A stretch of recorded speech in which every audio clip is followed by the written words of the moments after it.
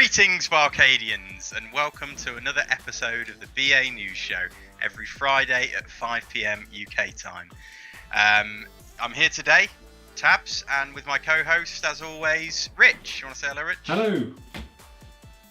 We've got 5 articles of news for you this week, and a juicy bit to start on PS5 kind of rumours and gossip. But before we get into that, Rich, what have you been playing this week, my friend? Literally nothing. Really? I've not. I've been so busy this week. There's so much going on. I've not even found time to do really anything gaming related this week. Busy with the channel, busy with work. So not a lot of gaming for me so far this week. But hopefully we can address that balance come Friday when The Last of Us Part 2 comes, and we can blast that all weekend. What about you, This Tabs? is it, what we're thinking, 25 to 30 hour games, so it's possible to do in a weekend, I think. You'd have to commit yourself to it. Yeah, and literally do nothing else. I mean, probably have stuff to do. But if it grabs you, Well, I know Breath of the Wild, mate, it got us like that, didn't it? Absolutely. So, for me, mate, Witcher 3, again, I've now completed the kind of vanilla story. Apparently I got the good ending as well. Oh, awesome. Although for a minute I thought I'd got the worst ending. I won't ruin anything, but it's the way it presents it to you. So yeah, I was chuffed to pieces with that, and now I've just tickled the first expansion. Okay, interesting. Whether I'll keep going with it, or, well, as you point out, Last of Us Part 2's out tomorrow, so that's going to be competing for my affections. But yeah, love that game. I think a review in a heartbeat, I would give it 9 out of 10, definitely. Excellent. So check it out if you haven't already, Barcadians. But let's get into the news, Rich. So 5 topics this week. Let's start with PS5. So thank you to all the Barcadians who joined us for the live reaction piece we did. Hopefully you enjoyed it. So what have we heard? There's been a few bits and pieces. The first piece comes from Ben Geskin, who was a tech leaker and concept creator. He posted a screen grab on Twitter, apparently showing Amazon France letting slip a PS5 listing. And interestingly, the full fat, so this is the one, the edition with the Blu-ray player, was advertised at €499. So yeah, whether that confirms, I mean, presumably, Rich, we would assume in pounds, we'll get a pretty much like-for-like conversion, if that is the case, and it'd be about the £500 mark. And interestingly as well, further, Geskin then kind of speculated that based on that, he would guess the discless or driveless version would retail at something like €399. So again, we guess around £400. I mean, before I move on, Rich, on some other bits of the PS5, what do you make of that, my friend? So, I think I might have even said last week that I thought the PS5 was going to be $499.99. That's my guess. That's where I think it will be. So this sort of just reinforces that, because I think, €499, it'll be £499. That's pretty much how they've done it in previous years. Interestingly, and we didn't mention it there, but it also shows in this screen grab that November the 20th is the stated delivery. Or release date, should I say. And it's that, again, that's interesting. In my head, I'd got around the 19th of November, just to do with historically when other PlayStations have come out. I think the PlayStation 4 was sort of in the teens of November when that came out, so that's sort of what I was thinking. I didn't realise that was a Thursday. So the 20th sort of makes a lot of sense. So as much as this is lots of speculation, I sort of think there could be a lot of facting here, in a roundabout way. And I think, Rich, I discussed briefly on WhatsApp with you, there was a YouTube video, from I forget the content creator, but I'll try and link him down below. And he did sort of a video basically building a PC that was similar in spec, or as close as he could to PS5, Xbox Series X tech. And I think he said, well, the upper ceiling of it was £1,400, probably getting that down to about £1,200.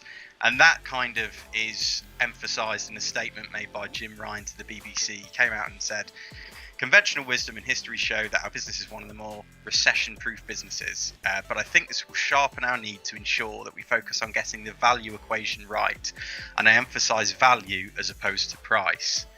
So I think, you can definitely say, based on that, even at £500, which does seem a lot, it's still going to offer extremely good value based on the actual hardware that are in these consoles. And to be honest, Rich, I'd feared at one point it might be as much as £600. I think we'd spoken at one point that we thought maybe it was $599 was the number. So it's interesting, but it's really interesting to see what he's saying there. And I think we've said, I've said a number of times, whether it's just to you or maybe I've said it on the channel, that given the fact that our Alienwares are sort of comparable specs, albeit maybe slightly better, certainly in some respects in terms of graphic power, maybe. I know the SSD probably a little bit slower than what we're going to see in the latest things. But we know for a fact our Alienwares were some thousands of pounds. So, that suggests that the PlayStations are going to be, as he says, fairly good value for money.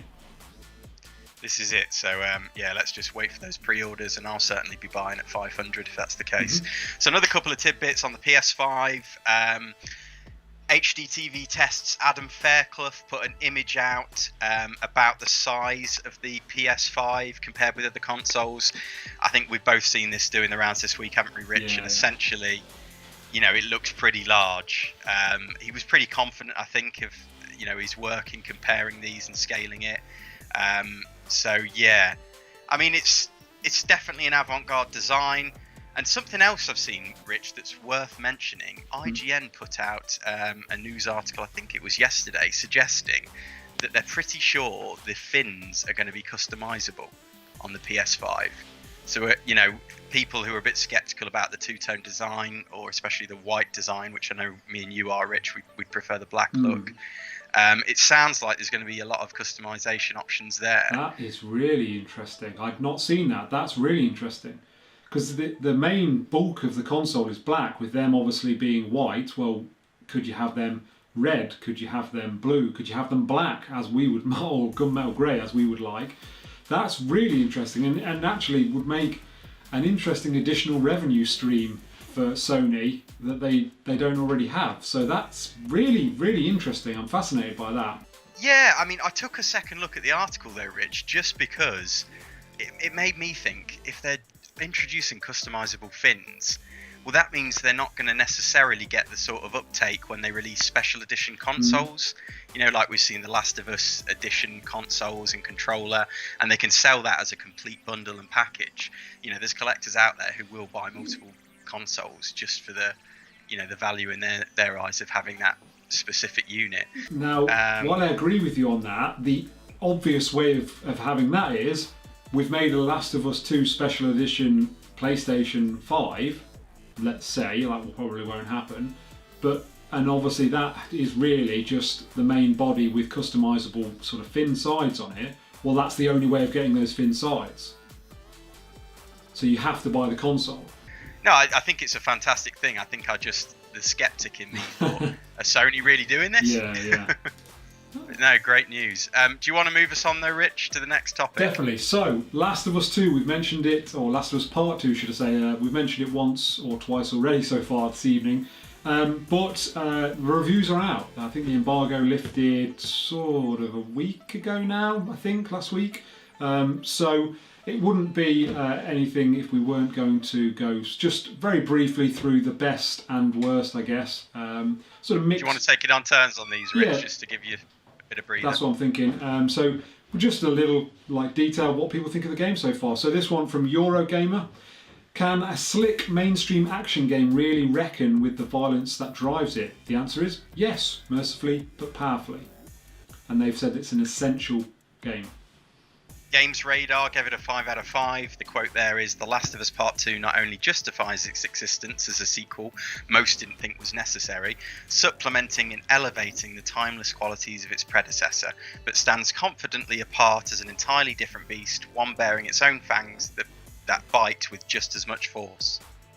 And GameSpot went with an 8 out of 10. By the time I finished The Last of Us Part 2, I wasn't sure if I liked it. It's a hard game to stomach, in part because so much of who Ellie is and what she does is beyond your control. She is deeply complicated and flawed, and her selfishness hurts a lot of people. Interesting. Polygon, I don't think they have a scoring system. They didn't give it a score. Maybe the most surprising thing that The Last of Us Part 2 offered me was the surety that while the game was made with great skill and craft, we are actually much, much better than Naughty Dog thinks we are. Okay. US Gamer gave it a 4.5 out of 5.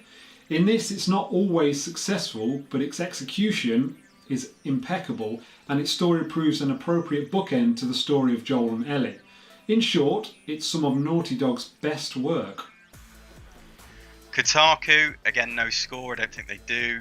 So many people worked on this game for so long and at such cost that I want The Last of Us 2 to be more than the experience I had.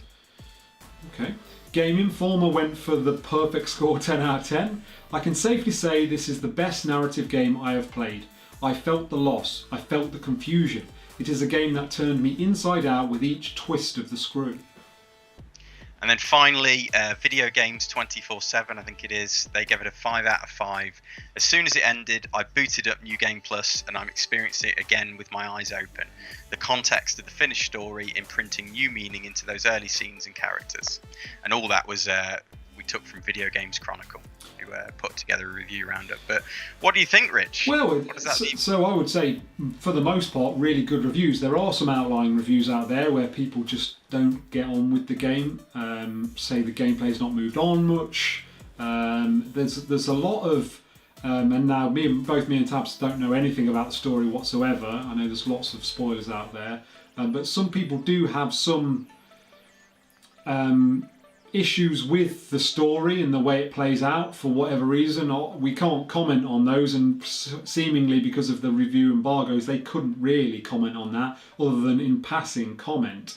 So yeah, it's interesting to see what the story has in store for us. So yeah, I'm really excited to play it, especially given the fact at one point I was properly on the fence about this game. Yeah, I'm excited to play it.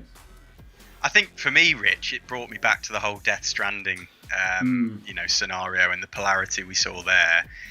And I think, like you say, it's a question of taste, isn't it? The outlying reviews I've seen seem to be more of a criticism against the themes in the story, the way the story arc plays out, and perhaps them not going far enough, with the way they wanted it to. Again, I want to stay away from spoilers, but I think that can be a question of taste, can't it? As well as anything else. So all valid reviews, I'm sure, all representative of different people in the population. But, the vast majority have still got a lot out of it in terms of the experience. And obviously you've mentioned the care taken over it. So I think either way, if you enjoy the gameplay, you're going to find a very full fat experience. And the one thing I will say, and it's actually sort of drove conversation significantly from videos I've seen on platforms that I watch about conversations about reviews and what they mean, and is a 10 a perfect score? Is the game absolutely immaculate? Well, that it seems to be not necessarily. So yeah, I don't know. I think there's a wider discussion to be had about reviews in general, rather than how polarising they all are, because everyone has different takes on things. But yeah, I think there's an interesting conversation to be had there. Well, let's move us on, Rich. We're going to be talking Horizon Forbidden West now. So there was a short kind of behind the scenes dev diary video that hit. And in it was featuring game director, I think it's Matthias de Jong, I'm going to pronounce it. So basically he touched on a few key points about Aloy's next adventure. So he's suggesting there'll be virtually no loading screens, which is perhaps a given the PS5's SSD. They're going to make the map is actually slightly bigger than in the first game, which was already colossal. Fast travel from one end to the other is pretty much instantaneous, and you can get into the thick of the action really quick because of that. In terms of the regions, he said it spans Utah to the Pacific coast and features many new threats. In terms of some of the beasts or machines that we're going to see, he mentioned shell snappers, sunwings, tremor tusks, which if you've seen the trailer, very much reminded me of the kind of mammoth creatures from Lord of the Rings, if you've seen that movie. And yeah, there was also mention to some of the new tribes we're going to see. Some of them helping Aloy, being friendly, others being more hostile. And specifically, this more hostile tribe can actually, they've harnessed the same ability as Aloy to override these machines and, you know, use them to do their bidding. So yeah, if you've not checked it out, have a look. 3 minutes or so long. They also comment, sorry, before I finish up, on the crimson infection that we see, which they mention is a blight, Rich, which did make me think of the blight in Breath of the Wild, Ganon blight. It does look fairly similar, actually, as well. But yeah, this is essentially some sort of corruption, if you like, that's killing the whole planet, affecting its biosphere, I think, as he mentions. And that's also tied to this whirling storm you see in the trailer, which I think essentially it sounds like it's affecting the entire planet, the biosphere, perhaps terraforming it to an extent, to make it so that life can't exist. So high stakes, big powerful story there. What do you make of that, Rich? So this crimson infection, the shots we've seen of it from the trailer that was on the PS5 thing last week, it reminded me of a mixture between Timefall from Death Stranding and, as you mentioned, the stuff from Breath of the Wild. Blight. Yes, I just couldn't remember. Or Malice it was also known as. So it sort of reminded me of a mixture between those two things, and that seemingly, I get the impression that's going to be your main task in the game, to sort of rid the world of this by whatever you need to do that. I'm so excited for this game. I haven't actually played Horizon, shockingly, I know, and I'm going to borrow the original Horizon from Tabs and get that played. That's the next on the playlist, I think. You'll have to clear some hours off the schedule, Rich. It's a big boy. Yeah, what we're talking? Well, I don't know. I did it in 50 hours, but I didn't do a lot of the side quests, and I didn't do the expansion, I think the Frozen Wild. So if it really bites you, you could be looking at another Zelda. I'm happy with that. Do you want to move us on, sir? Yes. So, now I'm going to start talking about Pokemon Snap. Now, I'll be honest, I've never heard of the original. Literally never heard of it. I was like, Tabs was like, new Pokemon Snap, and I was like, literally, what is that? I've never heard of it. But apparently, it was really popular game on the N64, and literally the object of the game is to capture photographs of Pokemon, little pocket monsters, basically. It's coming to the Nintendo Switch. It is a remake, or I guess it's a new game rather than a remake, Tabs. Yeah, I think it's a new version, yeah. And it is literally, and I'm not joking, called New Pokemon Snap. I mean, that must have taken them a while to come up with. But yeah, and it's being developed by Bandai Namco. So it's basically going to bring the gameplay back from 1999, the original Pokemon Snap, back to life on the Nintendo Switch system, with unknown islands to discover and different Pokemon to see. So I think there's a lot of excitement about this, even though sort of slipped past my radar because I don't know anything about it. But I know you're excited about it, Tabs, aren't you? Well, yeah, I didn't play the original, but I remember reading some reviews at the time and thinking, I'm tempted to play that. I wasn't in a position back then to just buy games at a whim, so I don't think I've actually managed to play it. But it always looked a bit like Jurassic Park meets Pokemon. Cool. You're kind of on rails in this little buggy thing, and you're going around snapping Pokemon, and I think you get different points depending on what poses you catch them in, and I'm sure you're filling up some sort of Pokedex with these creatures as well. So yeah, I think it's nice to see that they're bringing it back. Interestingly, I don't know if you've seen the video, Rich, but Bandai Namco have done a pretty decent job with the graphics. Oh really? Okay. It actually looks quite pretty. So some subtle shots fired at the the Pokemon company there, and the last two games we saw, which I don't know, my opinion was it didn't look the best ever Switch game I've seen so far. So yeah, excited for it, and I know there's a big Pokemon fan base out there, so yeah, fill your boots, guys. But shall I move this on, Rich? Finish this off? Yeah, go for Next it. article. So EA Play, there's a conference tonight, at least in the UK, Rich. It's going to be, I think, 12 p.m. UK time. So I think I'll be catching this tomorrow morning. So 12 a.m. then, surely? Yeah, excuse me, 12 a.m. I put that down wrong here. Yeah, 12 a.m. BArcadians. Thank you, Rich. So yeah, I'm going to wait for the morning time to catch this. But by the sounds of it, it sounds like it could be fairly substantial. There's a VentureBeat article that details what they think we might see. So they mentioned a couple of things: Star Wars Squadrons, which we saw revealed earlier in the week, which is going to be a space combat multiplayer game, but also with a single-player campaign. Which I'm hoping is going to be a spiritual successor to Rogue Squadron back in the day. They have outlined that it's got a $40 price tag though, so maybe that's suggesting that it's not going to be as comprehensive as some games might be, but we'll have to see on that. What else? There's hints that we might hear from BioWare and some of the games that they've been working on. We've got, of course, rumours of the Mass Effect trilogy. We've also got Dragon Age, which I think has been in development for a long time. We might see that. Of course, EA themselves are the base of a lot of sports games. So what have we got, Rich? Madden, FIFA, NHL, all of those usual big hitters, I suppose you would say. So yeah, if you're into your sports, you like any of those things, there's also actually, Rich, a rumour that Apex Legends could appear on the Nintendo Switch. Oh, okay. As we know, that's, I suppose, EA's version of Fortnite, you might say. Potentially very profitable for them, as Fortnite has been. I don't know whether it's something me and you will buy or are particularly interested in, but, you know, it's good for the Switch. It's good to see. What do you make though, my friend? Are you going to be tuning in at 12 for this? I'll be honest, I will not be tuning in for this. But I'll definitely catch up on this tomorrow, mainly because I'll probably be asleep. I won't be watching this. But yeah, it looks like some interesting thing. I'd like to see a bit more. So for instance, the NBA game that was sort of teased as part of the PlayStation 5 thing. Yes. I mean, that looked really good, but I think we both said to each other we'd like to see how that looks when there's multiple people on the court and how the gameplay plays along in that. So it'd be cool to see something like that, maybe.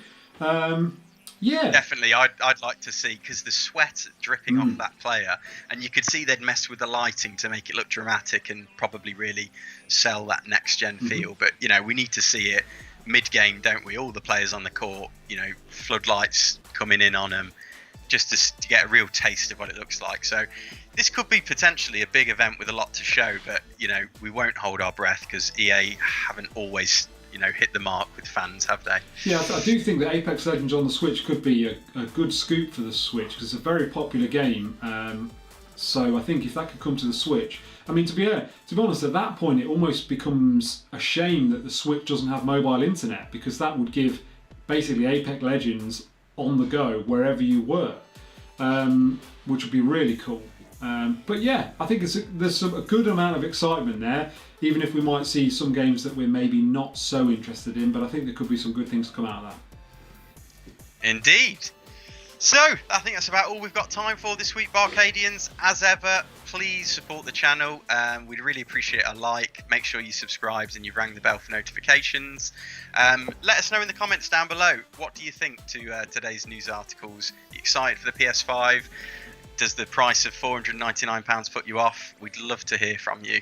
And I think that's probably about it, Rich. Another one for the archives. Stamped and completed.